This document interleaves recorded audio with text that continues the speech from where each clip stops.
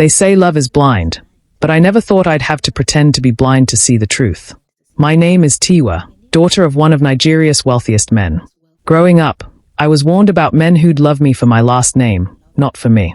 I thought I was smart enough to see through all that, until Obi. Obi entered my life like a well-packaged blessing. Tall, handsome, confident, and rich. At least that's what it looked like.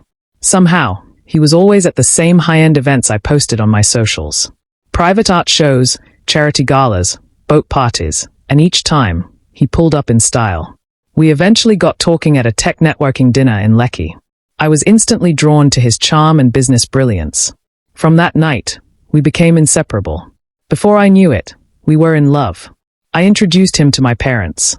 My dad was impressed. My mum adored him. And not long after, he proposed in front of my entire family, with a diamond ring that could blind a witch. Everything looked perfect. But then something strange happened, something that made my spirit pause. A friend who works in events whispered to me one day, "Tiwa, that Obi guy, I don't think he's who he says he is." I laughed it off, until I noticed the cracks. His card kept getting declined. He claimed he was restructuring assets. I once overheard him arguing on the phone about rent. He brushed it off. The signs piled up. But I needed to be sure. So I did something wild. I planned a fake car accident. With the help of my doctor cousin, we made it seem like I had lost my sight. Completely blind. No cure. Obi rushed to the hospital in tears. Hugged me. Kissed my forehead. Told me everything would be fine. But deep down, I was watching. Waiting. And what followed broke me more than the accident ever could. The first few days after my accident, Obi was the model fiancé. He brought food, read to me, and stayed by my bedside like a saint. My parents praised him endlessly. "Tiwa is lucky," my mum whispered one night. But then, he slipped. He started picking my calls on speaker, talking around me like I wasn't there. Once, I heard him whispering on the phone, "Her dad is already soft. If we play this well, we'll still go ahead with the wedding. After all, it's not her eyes I need." That night, I cried, quietly, into my pillow. I wasn't just testing him anymore. I was mourning the man I thought I loved. He stopped bathing me. He'd call the house help and say, "Ibig, help her with that sponge thing. I get Zoom meeting." Zoom meeting, my foot. He was jobless, I later found out. When no one was looking, he'd sigh loud and say things like, "NA blind people day expensive pass now. Oh, I go carry you go honeymoon like this. Wetting I go tell people." The help, blessing, looked at him once and muttered under her breath, "God will punish you." My dad came to visit one evening while Obi thought I was asleep. They went outside to talk. From my window, I heard it clearly. Obi said, "Sir, I know things are tough now, but I'm still committed to Tiwa. Maybe a little support to ease the stress. Even if it's just a car in my name. We can say it's from the foundation." That was the moment my dad's mask dropped. His voice went cold. "I see. So that's what this is really about." Obi stammered. My dad turned and walked into the house. He didn't say a word to me, just squeezed my shoulder and left. I knew something had shifted. 2 days later, my dad invited Obi over for dinner. The table was set. My entire family was present. I sat quietly, still pretending to be blind. Then my father dropped the bomb. "Obi, can you tell the family what you do for a living?" Obi smiled. "I run tech startups, investments, fintech, blockchain." My dad cut him off. "Really? Then why is your registered address a one-room in Bariga, and your last job a laundry assistant at Lekki Phase 1? Silence. You could hear a pin drop. Obi's face turned pale. "It's not what it looks like." My mother flung her napkin on the table. "You lied to us, and you lied to our daughter. This wedding is off." I slowly stood up from my chair, and looked him straight in the eye. "You forgot I wasn't really blind," I said. Gasps. Obi froze like a statue. Then, I walked away. For real this time. The next morning, Obi's embarrassment was already on Instagram. Blessing had secretly recorded a part of that dinner and sent it to her friend, who sent it to her cousin, who posted it online with the caption, "When your girl pretends to be blind and exposes your entire life." The comments section was on fire. "Men will embarrass you unprovoked. Billionaire daughter day test you, and you failed with F9. Justice for Tiwa." At first, I was mortified. Then, relieved. Because for the first time in months, I wasn't the one hiding anymore. 2 days later, he showed up at our gate. Unannounced. Holding flowers and wearing the same cologne I once loved. He knelt by the door and shouted, "Tiwa, please. I know I messed up. But it was love, not the money. I swear." I panicked because I didn't think I deserved you.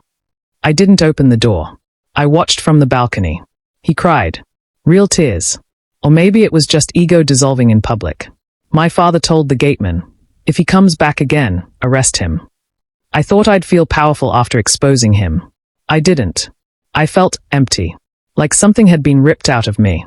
I missed the version of Obi I thought I had.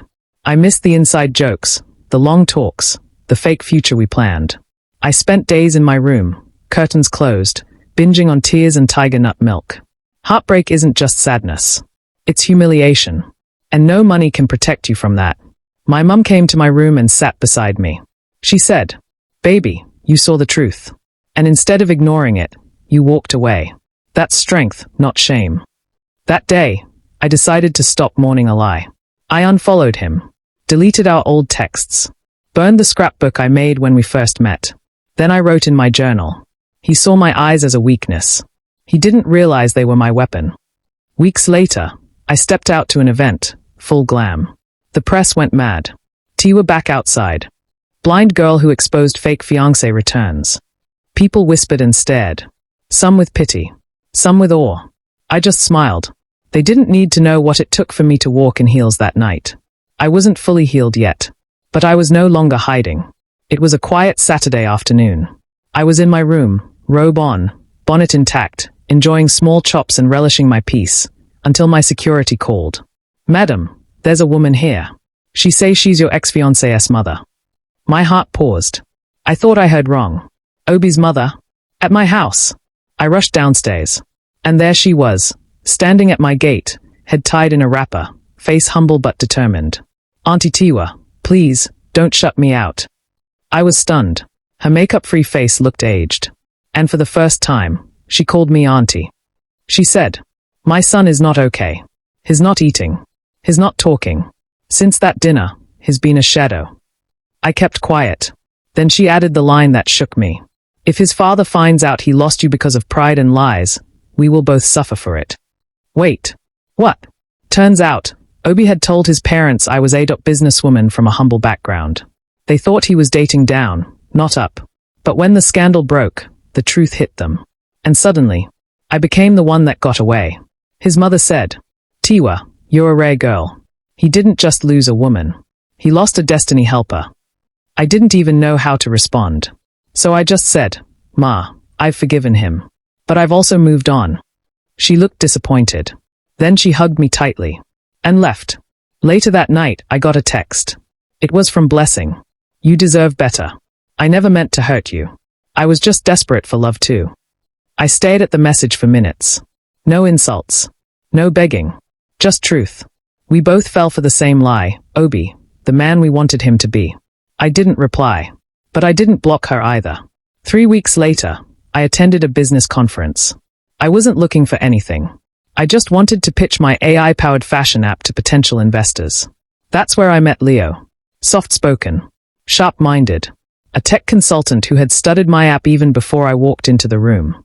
He said, "Your idea isn't just good, it's genius. I want in." No flirting. No games. Just pure respect and business chemistry. I didn't even realize I was smiling until he said, "By the way, I watched that video of you exposing your fiancé. That was gangster." We both laughed. That night, something shifted. It wasn't love yet, but it felt like peace. 3 months later, Leo and I had become something, not quite lovers, not just business partners, but something special. He challenged me. He respected my brain. And when he looked at me, it felt like I was finally seen, not for my surname or bank account, but for the woman behind the success. Life was sweet again, until Obi reappeared. It was during a panel discussion at Tech Women Africa. I was backstage prepping when someone tapped me lightly. I turned, and there he was, Obi. But thinner. Paler. His eyes held regret so heavy, it made me pause. "Tiwa, please, just 5 minutes. That's all I need." I didn't want drama. So I agreed. He started to speak. Voice shaking. "I lied to you because I didn't think I was enough. You had it all, and I was scared you'd leave me if you knew I didn't. I stood silent. Then he dropped to his knees. In public. Please, marry me now for real. No cameras. No show. Just me and you. People gasped. Phones came out. And I froze for a second. But only a second. Then I bent gently and whispered into his ear. The man I loved never existed. This one here. You're just a ghost of my mistake. I stood up straight, faced the crowd, and smiled. Ladies and gentlemen, sometimes the best way to love someone is to walk away from them. The room exploded in applause. Obi didn't say a word. He stood up and walked away. For good. That night, I sat by my balcony, sipping Zobo, when Leo called. I saw the video. You were incredible. I laughed. He continued. You didn't just reclaim your story. You inspired hundreds of women in the crowd to do the same. Then he said the one thing that made my heart flutter for the first time in months. Tiwa, if you ever decide to build more than an app with someone, I'd like to apply. I didn't reply immediately. But this time, I didn't feel scared. I felt ready. My story wasn't about revenge or proving a point. It was about becoming a woman who didn't need to shrink herself to be loved. Obi taught me what fake love looked like. Leo reminded me what peace felt like. But me, I learned that the real win is choosing yourself, loud, proud, and without apology.